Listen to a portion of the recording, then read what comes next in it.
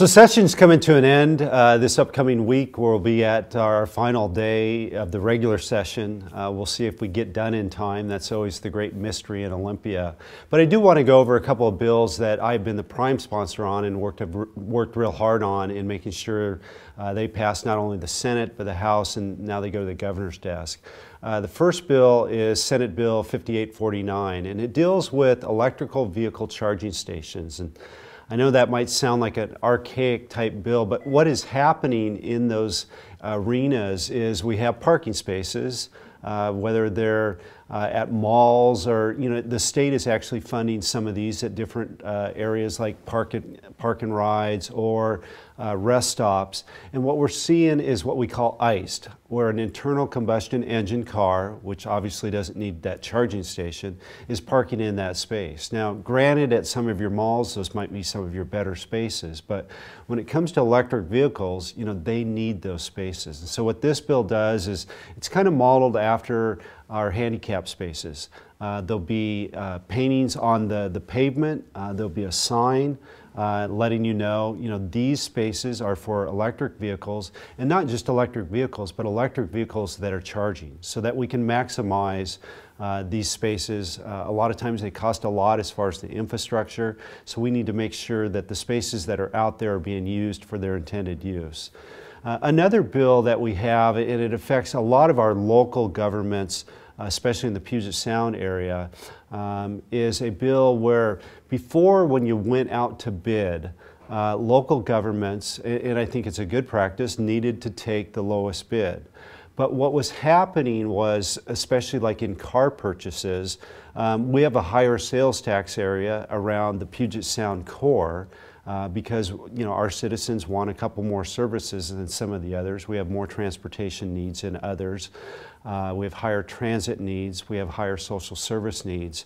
And so our sales tax base is higher.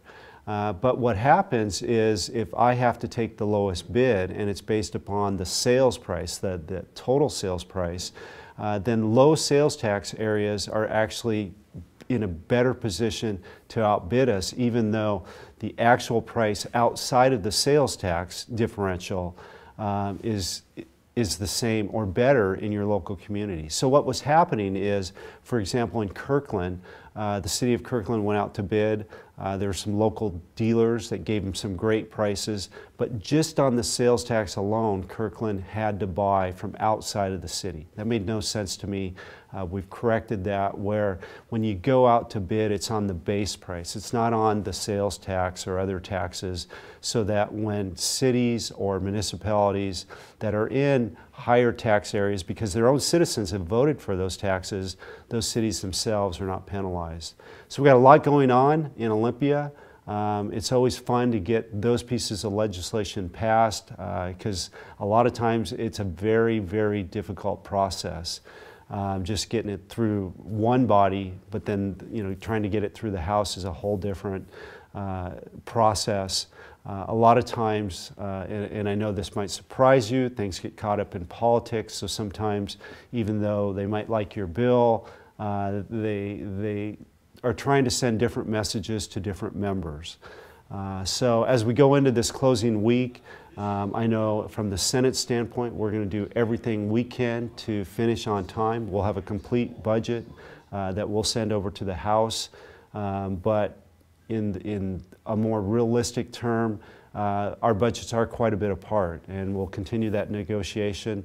Hopefully we can get that done in the 105 days that the Constitution allows, but in all likelihood, this could be going into a special session, but we'll do everything on our part to make sure that we have a Senate budget ready, and hopefully we'll see where the House is when it comes to the close of the day.